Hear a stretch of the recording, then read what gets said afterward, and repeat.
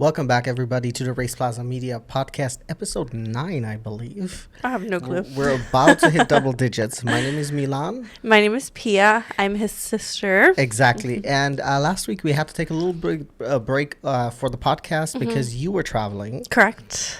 And however, I did wanted to briefly, we're going to talk about the Monaco F1 race. Okay. And then we're going to go into the Spain Grand Prix that happened. And then I think you and me have a few other racing related things that we're going to talk about. Correct. So real quick, Monaco Grand Prix, you didn't watch it. It wasn't worth it. It is like every year's Monaco race. Nothing really happens. So the finishing positions were also the starting grid essentially. So you had As expected. Yeah, you had Lando in P1, Charles in P2, Oscar in P3, Max Verstappen in P4, Lewis in P5.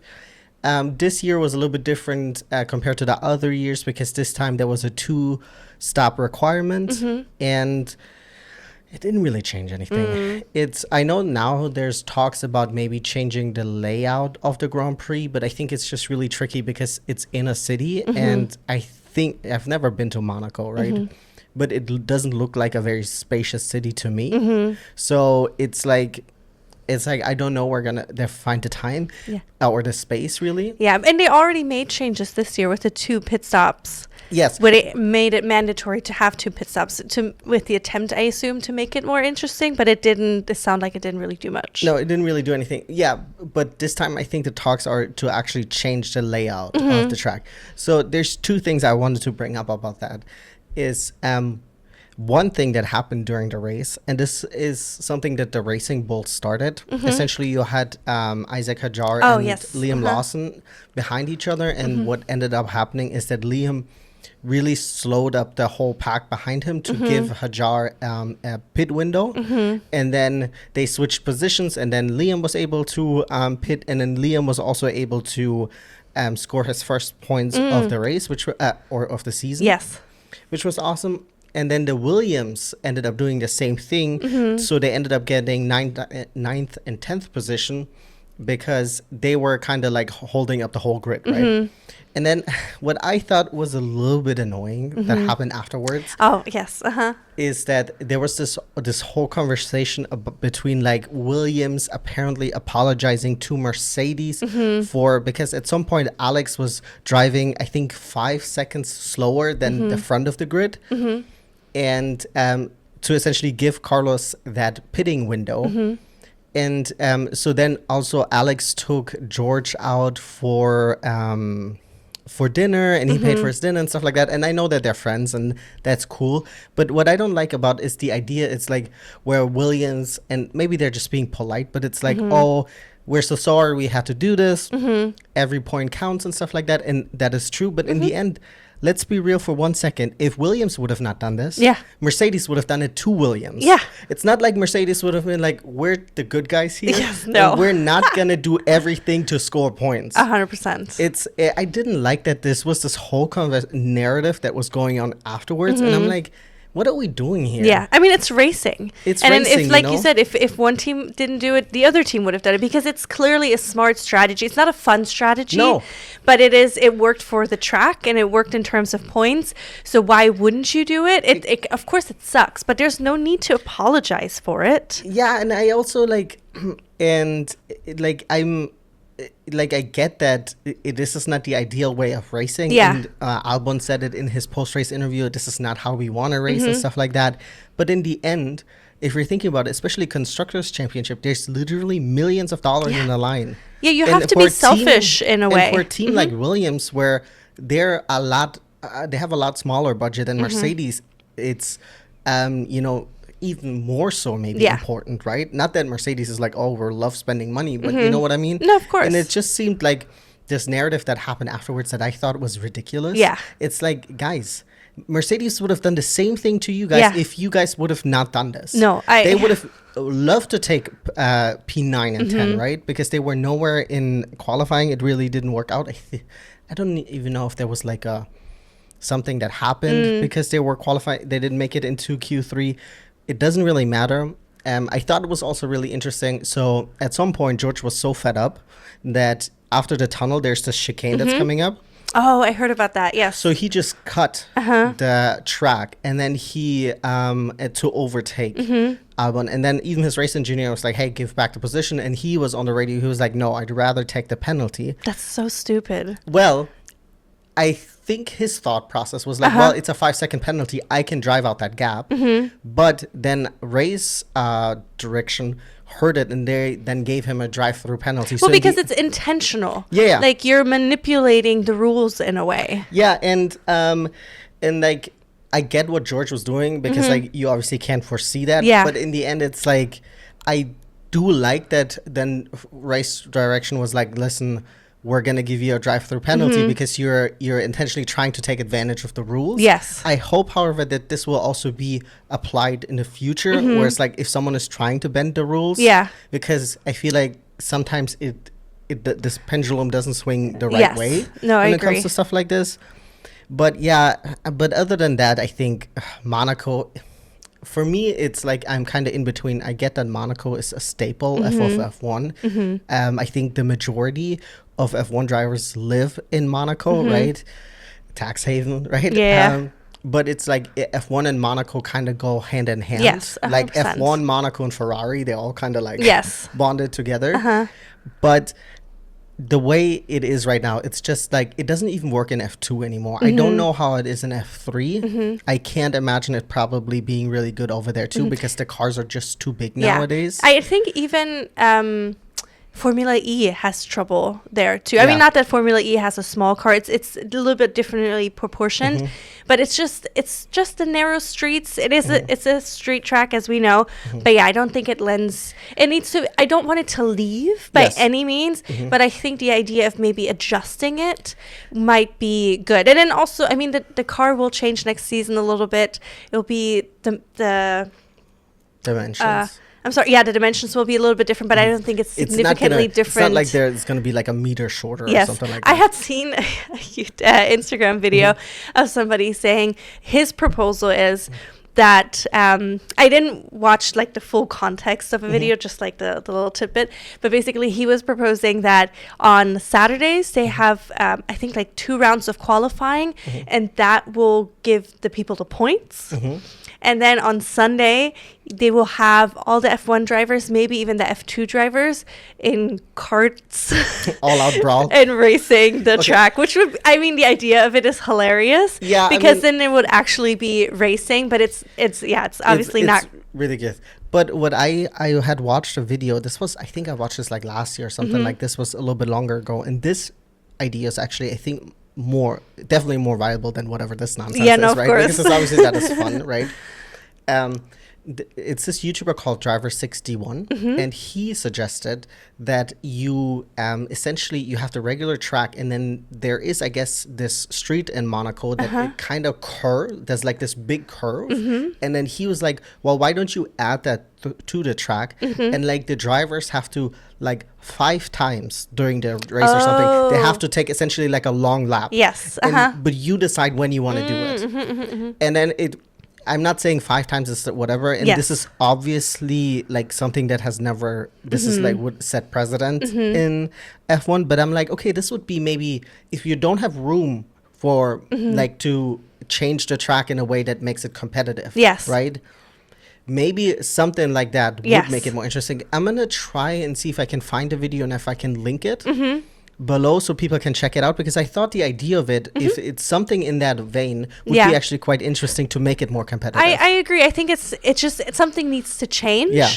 And for if a full track change is not viable, maybe that would be an interesting thing, just to make it because they tried the strategy with the pit stops this time. I think it was a good idea to try and see what happens. And I'm glad they tried something, that they were able to be a little bit more flexible about it. But then, okay, so that clearly didn't work, so maybe we'll try something different. I know that they also they were talking about, especially like Mercedes, obviously they were talking about maybe doing a rule change too, that there's a certain amount of time that you can only be slower to like hold up. I don't know how I feel about it. It was like, what if you're just slow but you're good enough defending, you know? I don't know how I feel about that. I'm like, of course you're gonna argue for that because that happened to you, of course.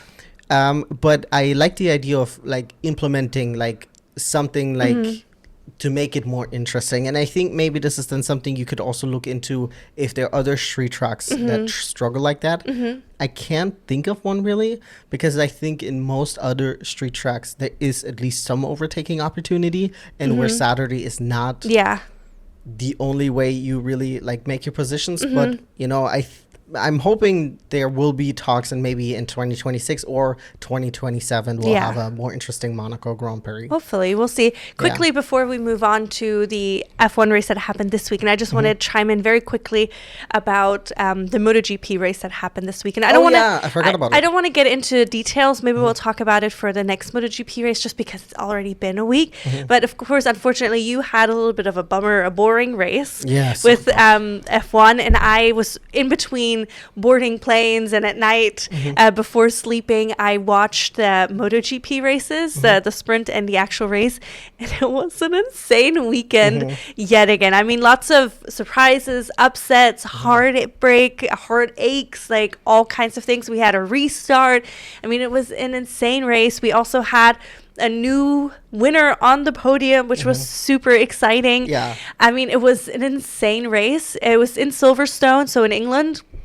And I think for the last 5 or so years in Silverstone, they've had different winners. That's awesome. So it's been a really interesting track. And now also because of the new winner we had at the last MotoGP race, we've had 5 different winners in the last 5 races, I believe. Not including the sprints, of course.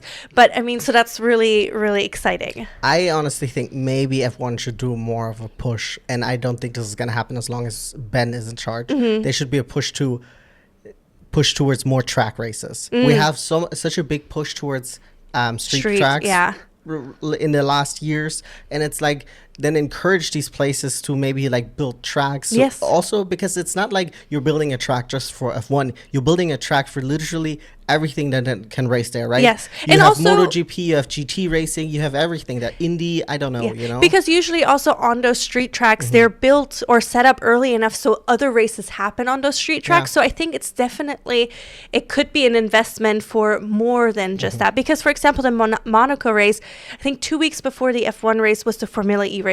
The week before that was like a historic, some type of race. Imagine living there. I'd hate it, I think. Seriously, I mean, it sucks also for the citizens, like you said, or like the residents there. So I just walk over here. So thinking about an investment into like an actual track, yes, of course, it's a lot of money.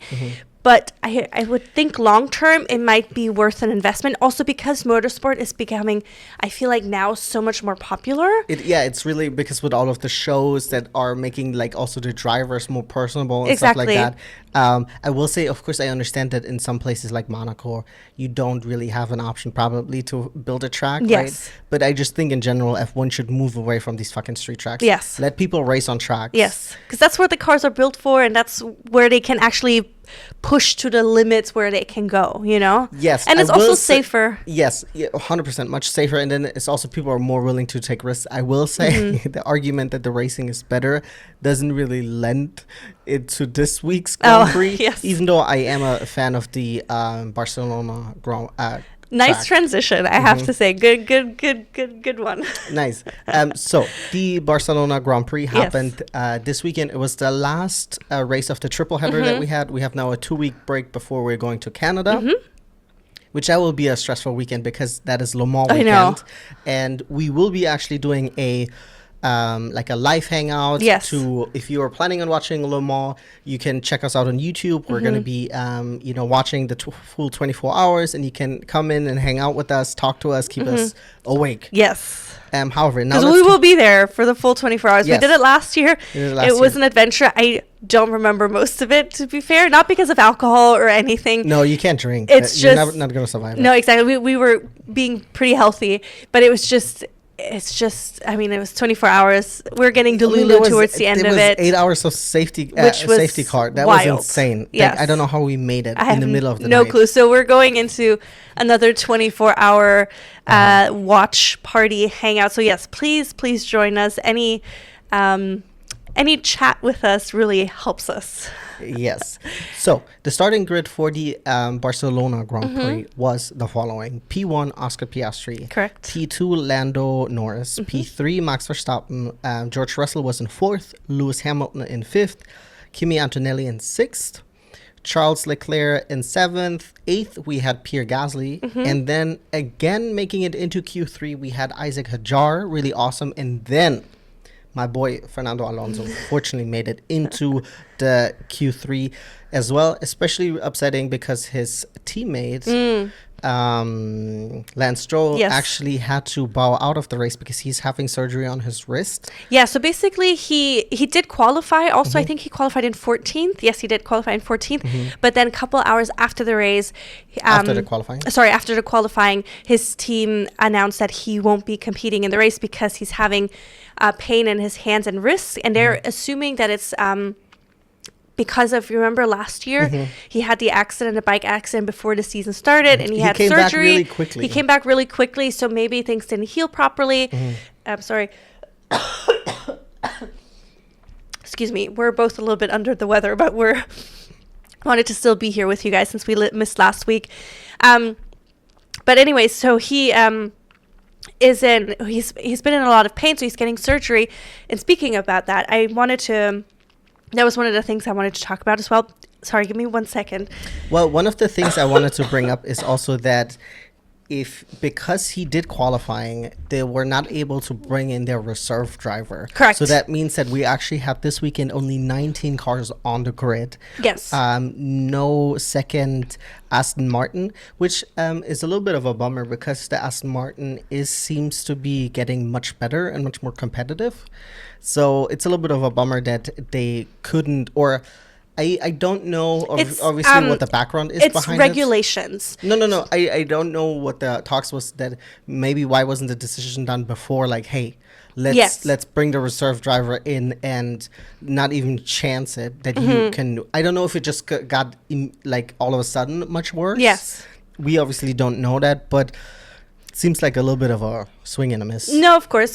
Yeah, we don't know exactly the details. But the one last thing I wanted to bring up about this is because, of course, this time nobody could replace him because they have 3 reserve drivers. So nobody could replace him because it happened after qualifying. And the rules state you have to make that announcement before qualifying so that the replacement driver can do the qualifying themselves. So now the question is, I mean, the good thing is for Lance also that they have a 2-week break before they come back to Canada. But the tricky thing is, if in 2 weeks he's not feeling better because of he's not healed yet or whatnot, it sounds like Aston Martin doesn't have a reserve driver that they can put up for it. Because they don't have anyone with a super license? Because the 2 that have the super license are going to be competing at Le Mans. Because that's the Le Mans weekend, like you had already said. And then the 3rd driver, he doesn't have enough points for the super license. So it's I don't know if they're maybe then going to contract someone from outside. I don't know if that's possible, but that's something that's been in conversation now too. I mean, 2 weeks for a lot of F1 drivers is a lot of time to recover. As we know, Carlos Sainz, was it last season? Appendicitis. Yeah, appendicitis. He came the next day and just hang out at the pit. I mean, he was walking like, dude. Of course, yeah. It was brutal. But F1 drivers or a lot of athletes have a tendency of recovering very fast, quickly. But I mean, they also probably have access to the best, the top, and the best. Yes, and especially also, I would say maybe Lance Stroll even more, just because his dad has the money growing on trees. So he will give the best care, but I hope he doesn't come back too soon, because that he really heals himself. Like everybody knows, we're not the biggest Lance Stroll fans, but we have no ill wishes to him. So we want him to recover and feel good so he can compete, especially now that Aston Martin's car is getting a little bit better. Yeah, I think the 2 things I wanted to also bring up about qualifying is really bad luck for Franco Colapinto, that his car just stopped working. So he couldn't really even do any qualifying. And then Yuki Tsunoda, really terrible qualifying, and he qualified in last place. He did a little bit better in the race, and he was able to drive up quite a bit, but it is unfortunate you literally qualified in last place, you know? Yeah. That's pretty tough. Now, let's get into the race. So we had obviously a starting grid. I will say from the start, Charles had an insane launch off the start. Yes. He jumped immediately. He jumped Kimi Antonelli, who was in between him and Lewis, and then Lewis kind of was able to just swoop around George Russell because there was no one in his way. Yeah. And even though his start was not nearly as good as Leclerc was then kind of like boxed in. Yes, there was really nowhere for him to go.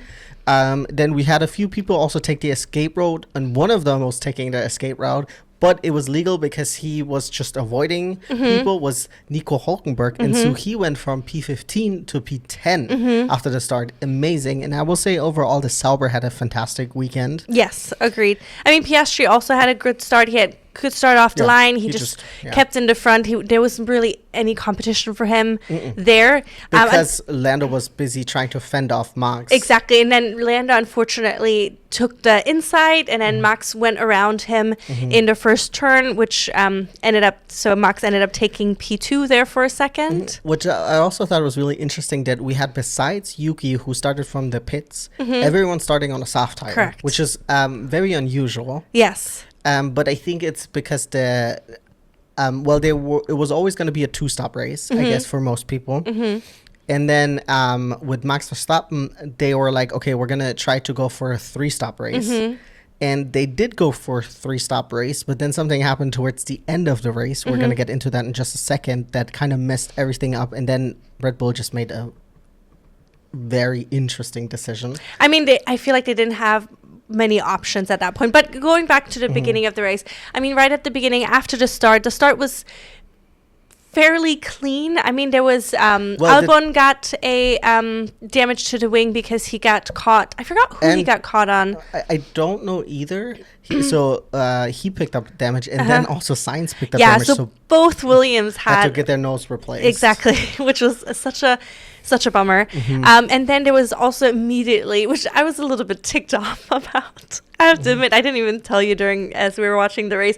But then there was this whole thing about Hamilton being in front of Leclerc. And the commentators kept just going on and on and on about sometimes I'm like, bro, Leclerc needing to is this pass him. the only thing that's currently happening in the race? I think that was literally, or that was the only thing we were seeing, because we literally just saw them. And I get it. Like, I understand and I agree that Leclerc seemed to have more pace and you want to let him pass. But guys, the race literally just started, and then give them a second to figure it out. And then of course, like, yes, his the longer the wait, the more time he will potentially lose, or that the distance will get larger towards Norris. It didn't matter because let's be real, just for one fucking second, the Ferrari doesn't have the pace of the McLaren. So yes, I mean, of course you're wasting time, and maybe he'll able to catch him, but then what would happen? There was a 5-second gap between Charles and Lando. And then I'm also someone who's also like, if you're faster, then fucking pass. I mean, there were so many passes happening. Exactly. So it's like, it is possible, right? Yes. People are passing. So if you're faster, then don't be a baby and get on the radio all the time. Then fucking pass, dude. I mean, granted, we didn't hear the radio. The only thing we heard on the radio was the order that Lewis ended up getting to pass, to let Leclerc pass. But I was just being so annoyed by the commentators just going on and on and on about, like, I get it. It's literally for like 4 laps, and I'm like, there's people doing overtakes. Like, let's move on to that. If Ferrari wants to do Ferrari things, then let them be. But show me the overtakes that are happening in the back, because there was literally behind Gasly, there was a whole DRS train. There was a bunch of shit happening. We didn't get to see it at all because they were so obsessed with the Ferraris. Oh my God. Because we had from Gasly, who I think at that point was 8th, all the way till the end, we had a DRS train. And then what I also think is so annoying sometimes with the commentating, they're like, okay, you need to tell him to let him pass. And then they make the announcement, it must be difficult to tell a 7-time world champion to make that. Dude, like, make up your mind. What are you trying to tell us, dude? Seriously. I was a little ticked off about it. I mean, granted, I am, and we are Lewis Hamilton fans, but I think this would have also annoyed me if this would have been like Albon and Sainz, or like, if I'm taking examples of people being a new car, who are still trying to figure things out, because Lewis obviously didn't have a very good weekend. But it's like, guys, like, there's so much happening in the race, and this is the only thing you have to talk about. It's sometimes I think this year, I feel like the F1 broadcasting and what we see on camera it's not been where it was last year, because I think there's been a couple times where we missed like last lap overtakes. Yes. Today, where we didn't see Piastri cross the finish line and he won the race because we saw something that where nothing happened. Where nothing was happening. And then also we saw today then Alonso overtook Bortoleto and Liam Lawson, and then I don't think we ended up getting a replay of that when he makes it into I think the top 10. And it's like, guys, like, I get that we want to show the front, but if the front is just driving behind each other for like laps and laps on end, then show me something else. Agreed. Especially with the grid being so competitive this year. 100%. Super competitive. Yeah. So that's a really big bummer. Yeah. Well, one of the big things that also happened was around lap 20-ish is when Liam Lawson and Albon were battling. They were going back and forth. There was also we only saw replays of that. Yeah, we saw. Well, I think at one point Albon had to go onto like the off lap. Yeah, he had to take the safety way going into T1 and T2, which exactly. is so he had to do that, and then the next turnaround, Lawson was on the outside, and Albon got caught on Albon's wing, which ended up, once you saw the replay, ended up really being Albon's fault, because Albon had all the space to the right of him. There was no other car. There was space at the track, and Liam was already ahead of him. So there was really no. It was his fault. So then Albon got a 10-second penalty, which he ended up serving. He got again wing damage. So it's the third damaged wing for Williams in that race, since both of the drivers had a wing damage earlier. And then unfortunately Albon had to retire the car. I will say, at first when I heard that, there was an incident between Liam and Albon, I was a little bit annoyed at Liam, because I'm like, Liam, I thought you pulled it together, right? But this race, actually, Liam had a lot of incidences, but I didn't think any of them were his fault. Yeah, I mean, he had a lot of overtaking, a lot of battles. And he got so unlucky at the end, because Liam ended up finishing in 11th, right? But it was just so unlucky. So we had, I think, around lap 55, Kimi Antonelli's car... 53. 53, Good. sorry. Kimi Antonelli's car stopped working. Again, which is... so he just had a terrible triple header. Yes. So in Imola, home race for him, his car stopped working. Then in Monaco, being stuck in, what is it? He finished in P18 because I think they were waiting until like the last late safety car, which didn't happen. So when he did his pit stop, it just put him all the way in the back. But and then now his engine stopped working again, which is quite unusual, I think, for Mercedes to have that many technical issues. Also really unfortunate that it's always his car. Yeah. Right? Not saying that there's like any conspiracy, but it's just, sometimes it's just really unfortunate. So you have the safety car coming out, but the safety car came in a way out that I think Liam Lawson said in his post-race interview, like it was half a second, quote unquote, too late. So he ended up missing the pit entry. Yes. That means that everyone behind him was able to get on new tires or fresh tires. And they obviously then let him stay outside. And he was then just like nowhere with old tires. You're not going to make the overtake. And then coming in 11th, so close to making it into the points back to back. Really big bummer, because I think he had a really great effort this weekend. And he was in the points for a hot minute, but then then the safety car, and then Alonso was able to make those two beautiful overtakes at the end, which got him into the points, which was great. But then unfortunately it kicked Liam out of it. But also, speaking of the safety car, that's the moment which you were hinting at with Max Verstappen. Well, yes, I did actually wanted to talk about one other thing before that, which really annoyed me, because I thought Lewis did much better on the medium tire. So the pit strategy for Charles was soft, medium, medium. And then for whatever reason, I don't know. Obviously, I don't know if you would have put him in traffic, yada, yada, yada. I don't have the insight for that. But with Lewis, they ended up pitting him for the medium, and then they put him back again on a soft, right? on a tire that he wasn't getting along with anyways, pitting him quite late, that George Russell was able to do the undercut and then essentially overtake him through pitting earlier and being on that fresh tire. And I'm like, guys, this is so avoidable. Yeah. Because there was like, it's coming, right? So and then like Lewis already had lost the position to that, and then after the restart after the safety car, he was put on old soft tires.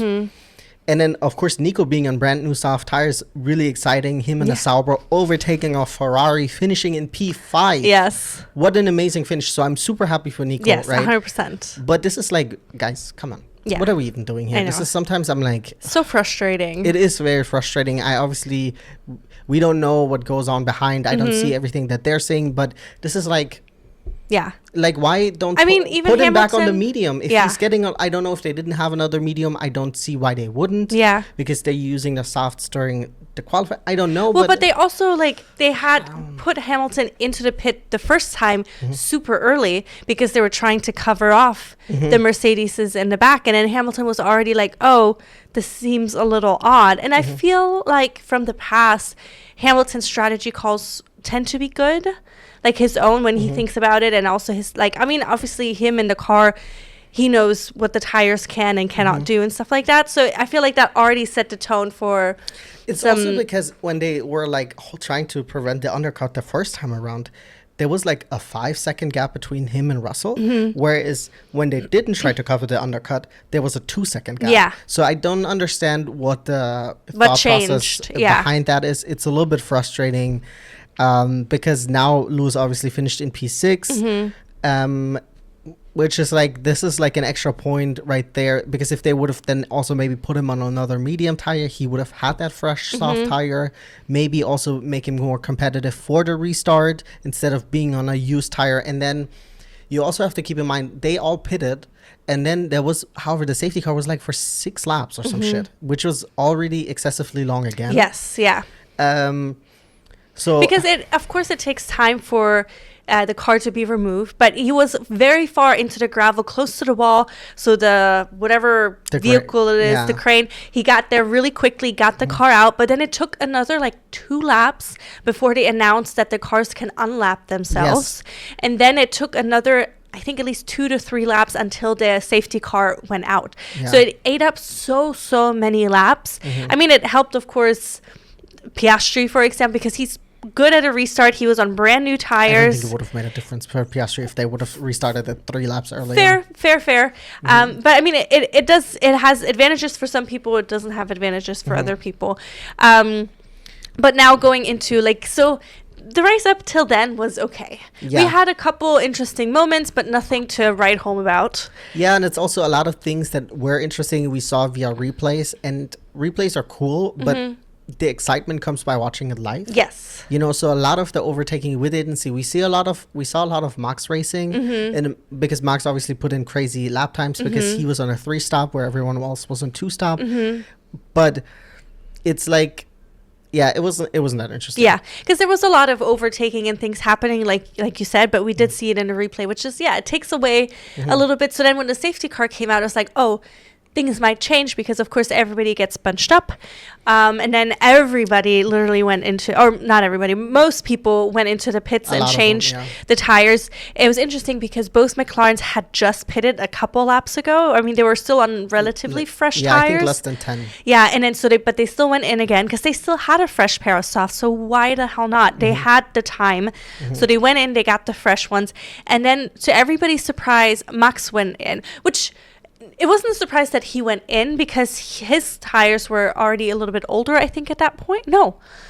I don't remember how. His tires were a little bit older than the McLarens, but maybe a lap or 2, because I think that was pretty close for the second pit.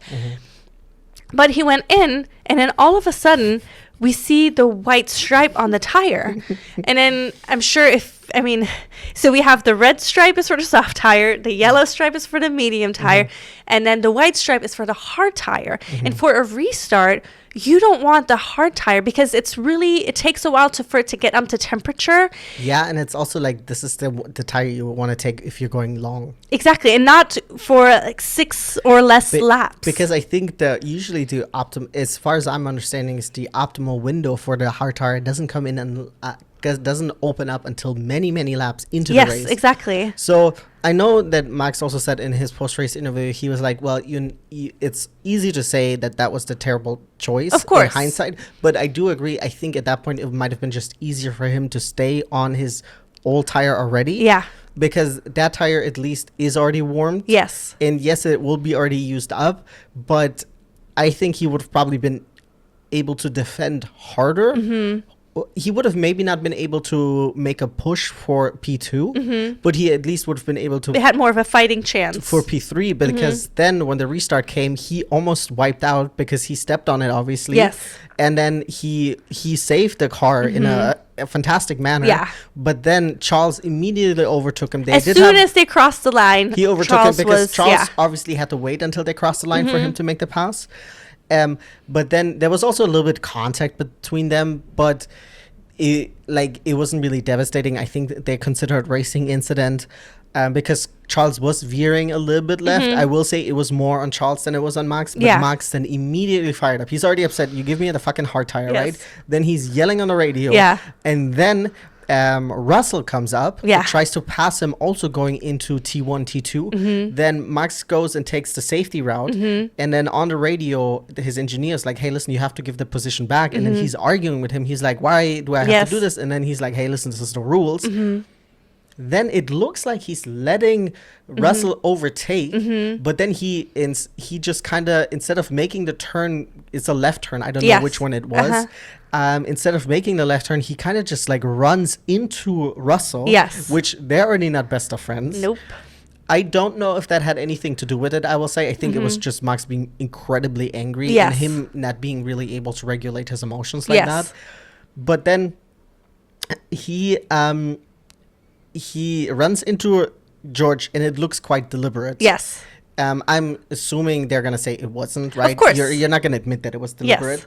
I think it was really, really lucky that neither of them really picked up any significant damage. Yes. Because either of them could either picked up a puncture or wiped out completely out of the race. Because even though it looked kind of slow, they're probably going over 100 miles an hour. Well, and there's a lot of force that comes with it. Exactly. But then after that incident, Max still had the lead, and then he ended up giving way to George. Yes. And then we also heard George, as he was about to cross over the start-finish line to go into the last lap, he was like, oh, I have damage. Yeah. And we're like, oh, well, hopefully, you were like, oh, yeah, he's going to make it another lap. Because you couldn't really see from our coverage. I'm assuming he could probably feel that something was off. Of course, but it wasn't a huge visibly. It wasn't like a hole in the side pod, at least as we could see. Exactly. So he was able to keep ahead of Max.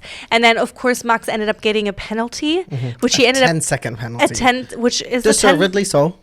Yes. However, there's a lot of discussions online now whether or not it was too lenient. Oh, the 10 seconds. Well, I think he will probably also get points. Whatever. But some people were saying, I think also including our fellow countryman, Nico Rosberg, he was saying that he should have gotten disqualified for it because it seemed deliberate. The thing about it is, I would be interested in knowing, because I don't know if there's gonna. This is still pretty soon after. We're still on the same day. Of, just a couple hours happening. after the race. I don't know if there is going to be some repercussions, because I would like to know what the argument is, because I'm assuming there's going to be some discussions with the race stewards about this. They were going to be summoned. I don't know how they're going to try to explain this away. Yes. Because obviously due to race data, you can literally see every single input for the drivers, and you can probably also see on camera that he didn't turn the steering wheel at all. So... Whereas I thought that the penalty that Alonso got last year during the Australia race was absolutely absurd. Yes. Because there was 100%. no contact and Russell crashed. Yes. This one looked incredibly deliberate. Yes. And I'm saying all of this, right? Keep in mind, I'm not a Max hater. I'm still rooting for Max. No, right? no. Yeah, you So, are since this year for whatever reason. but this is why he's doing bad. Yeah. Every time I start rooting for someone, they start doing bad. I don't know how Marquez is currently avoiding No. but look what happened to Pecco. Yeah. Terrible. No, of course. But it's just like I think there should be some. I mean, if he would get disqualified now, it's 1 point. Yeah. It wouldn't really make a big difference, I guess. No, in this end. I mean, yes, but I don't know if it's- there should be a race ban after that, because it seems. I mean, it does seem lenient because it's like you intentionally crashed Yes. into someone. Like, And no matter how you twist and turn it, right? That's my issue with it, because there's lots of people who've gotten 10-second penalties for. If you think about what Albon got a 10-second penalty for. Yes. Compared to Max, because Albon, I'm like, listen, man, you had enough space. Yes. You didn't leave space, and in the end, you kind of faced the repercussions Yes. for it, and you got a 10-second penalty. And I think it was a little bit. And Liam harsh. Lawson, it didn't hamper his race. Fortunately, His he got car- lucky that he didn't pick up a puncture from Exactly. But on the other hand, of course, George still made it to the finish line, but then his car ended up being damaged, or at least that's from what we have heard. But then again, didn't you say that the stewards don't regard Well, they say the argument is from the stewards is that we don't punish the result Yes. of whatever happened. We punish the incident itself. Yes. So that's But then- why George's incident last year didn't make any sense. But in this case, it's Yes.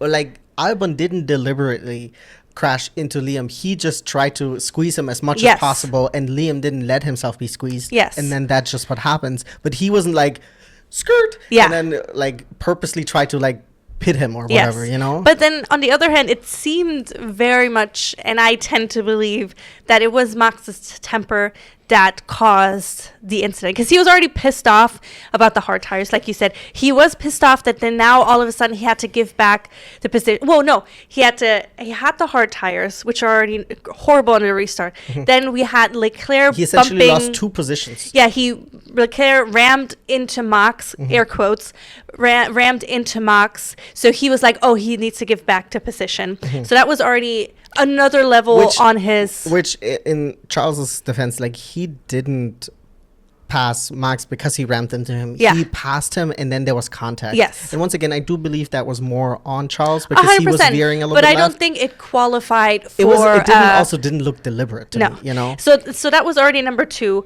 Then strike number 3 is him going off line, and then what's his name, JP, saying, oh, you have to give back position. He did it as a precaution because it could be, and there was still time for Max to maybe get it back, because you know Max is clever, and he would give that the position in a way that he can retake it in the next turn. He's done it before.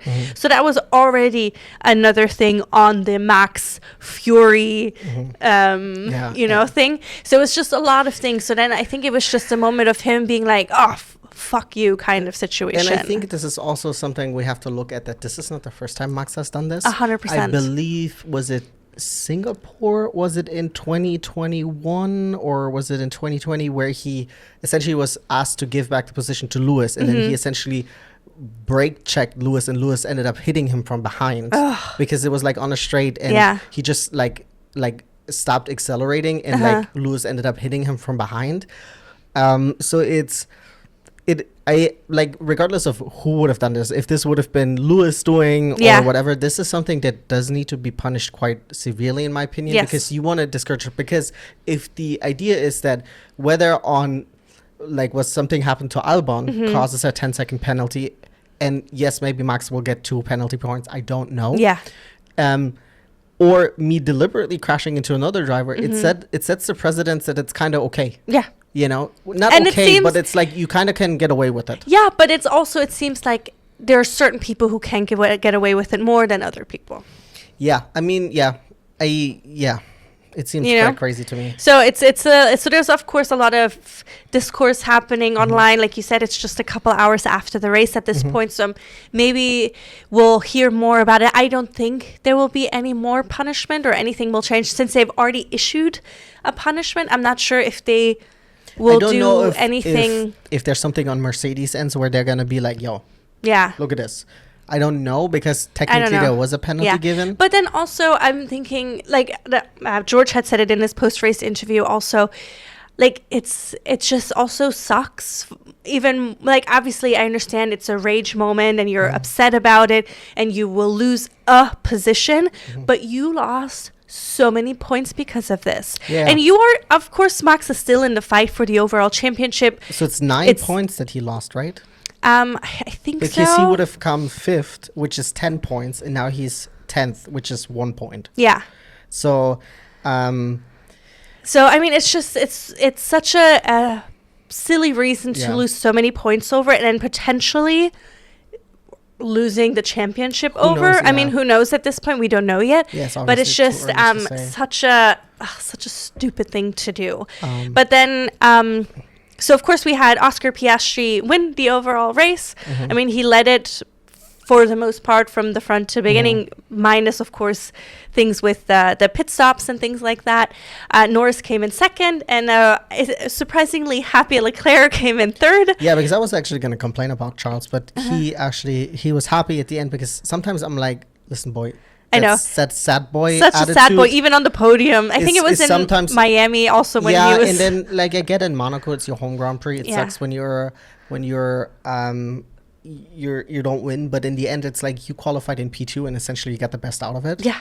Finishing in P2, yes, of course you're all competitors and you all want to win, but sometimes I'm a little bit annoyed by it, because I'm like, dude, like, pull it together, right? You're an F1 driver. No, I like literally you get to do what many people dream of doing, you know? And you're rich and you're, and handsome.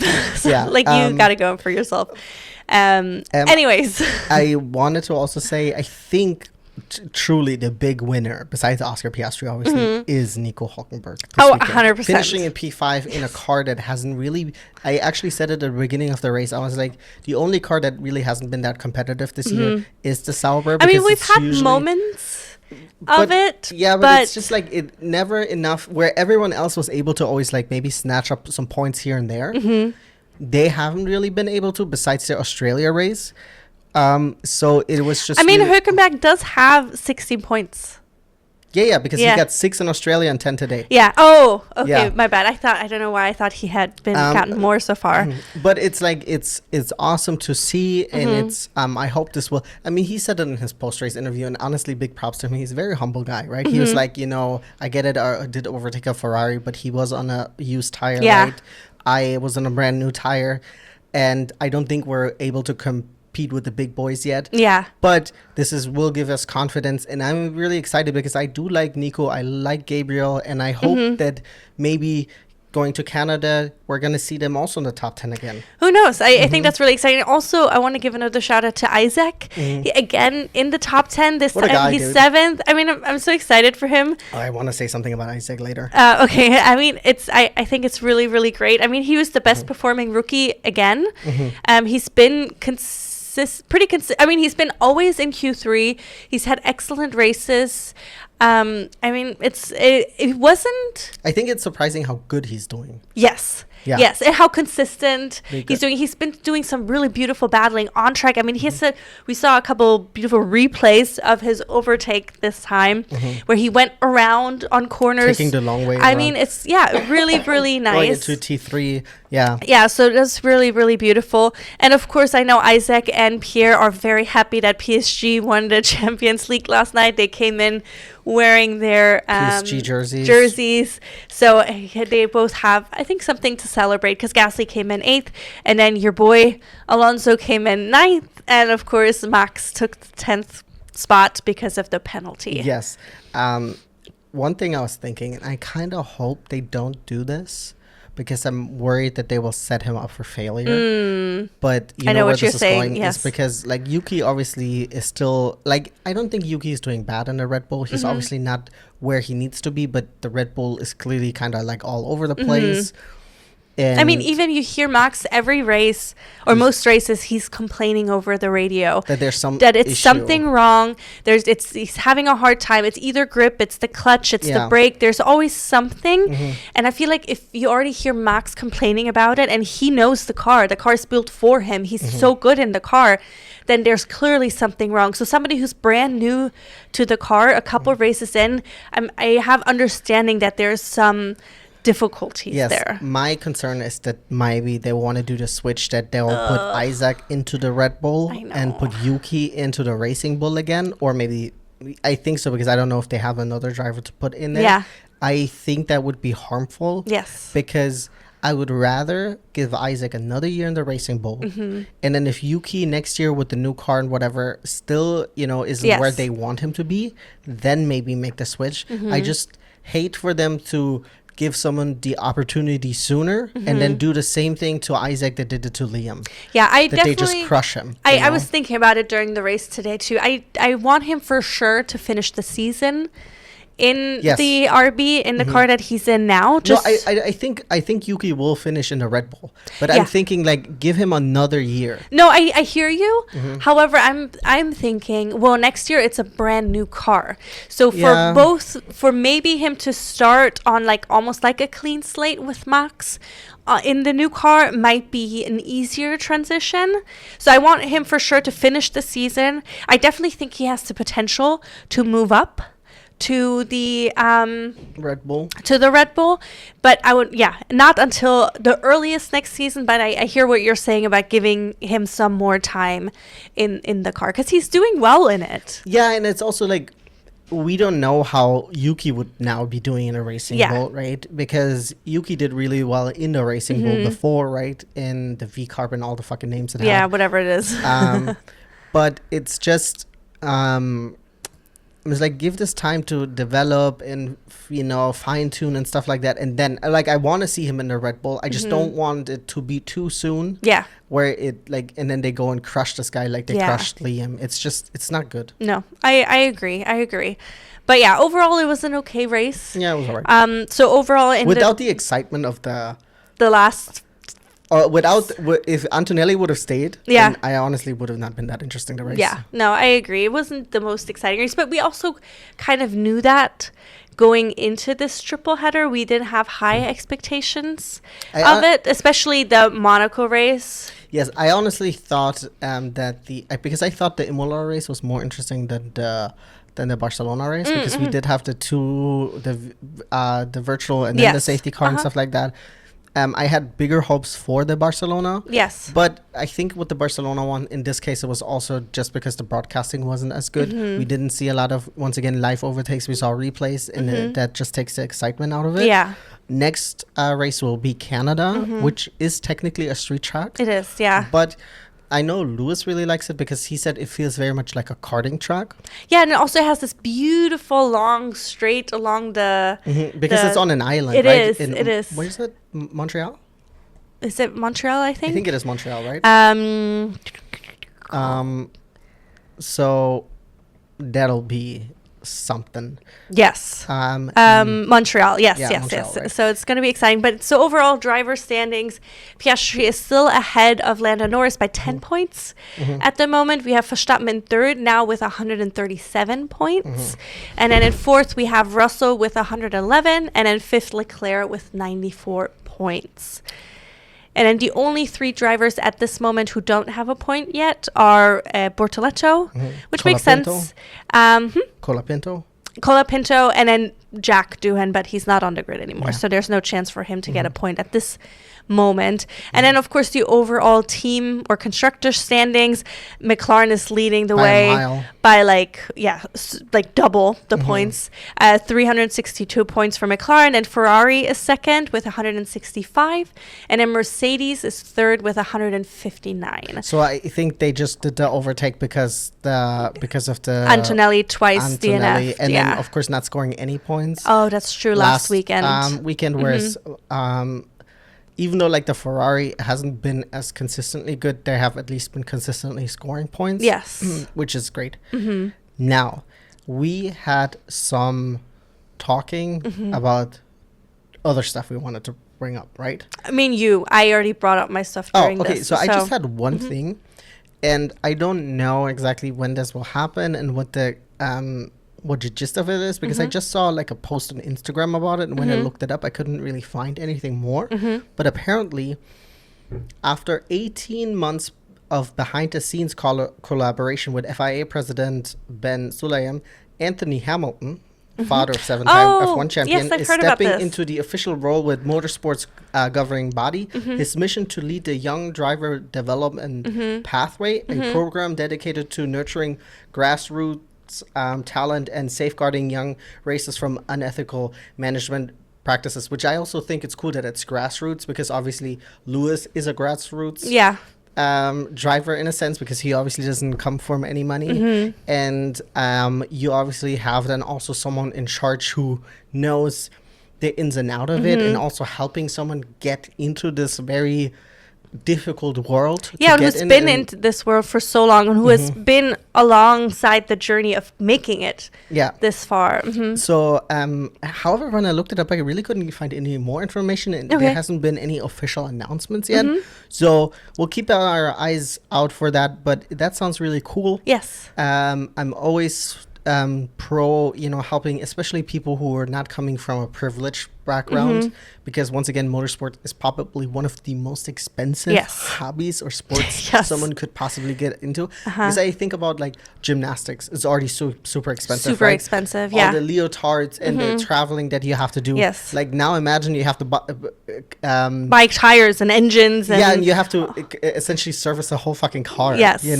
That's a whole nother thing. And I get a lot of people maybe starting karting, but that's also expensive. it's still very expensive. And especially maybe people who come from like a single parent household, or it's also like, I mean, it's very admirable that Anthony Hamilton was like, hey, at some point he worked 3 jobs to help Lewis. Yeah. And you also have to think about, right, this is not to get like too dark here, right, but Lewis is the example of someone who made it, Yeah. right? But imagine all the people out there Who where their didn't. parents did this, and then they didn't have this major success. Yes. Because now, obviously, Lewis, like Steamrolls, probably pays for all of their expenses, Yeah. right? I know that he was also Lewis's manager for a long time, and stuff like that. And like it obviously paid off, but like It there's doesn't plenty always of, happen. It doesn't always happen like that. Or it's also maybe sometimes it's just like, even if you work 3 jobs, you Yeah. might not be able to afford it, because like cost of living is so much more expensive now. Yeah. Everything is way more But then expensive. there's only so many seats available. There's only so many positions on a starting grid available. Yeah. There's And I'm so not much even you thinking can of- do, and there's still so many variables that you cannot And control. what is the number? And this is not even the goal necessarily to get to F1, right? This is just for racing, right? Because I think the number is, and I'm sure this has changed from the start of your career until making it F1, you have to gain like $10 million in sponsorship Yeah. to make it there. Because I think a lot of people don't realize this. If you're in F2 and F3 and F4, like you're traveling around the world, right? Where you're having all these races, but this is not paid for by the team. No. The team is not paying for you to travel there. The team is not paying for your coaches. The team is not paying for any of that shit. You're paying for that out of Yep. pocket. You're paying for your stay over there. So that's why it's also so essential that when you win F1 Academy, you get a full ride, Yeah. where stuff like that is probably covered. But oh my goodness. I know, it's crazy. Speaking of F1 Academy, this is the last thing I wanted to bring up. Great transition. I know, we again. were doing great today. I don't know if it's bad that we keep pointing out what great transition is this instead of just taking it. I know, but I mean, But it's fine. We let's can hype just each other revel up. in this moment. But anyways, I wanted to bring up F1 Academy now has their show on yes. Netflix. So it's already up and streaming. I think it went live on May 28th, so just this past week. I believe it's 7 episodes, if I'm not mistaken, and it covers their entire last season. So it highlights a bunch of different drivers, of course, winners, highs and lows throughout the season. I have not yet watched it, but I will be going to watch it, and we'll talk about it as well as soon as I complete the series. But I'm very much looking forward to it. So if you're interested, definitely tune in. If you want to get into F1 Academy, I'm sure this is a great way to get into it. There's probably so much more information on there than I even know at this point, and we already did a presentation about it. So I'm very much excuse you.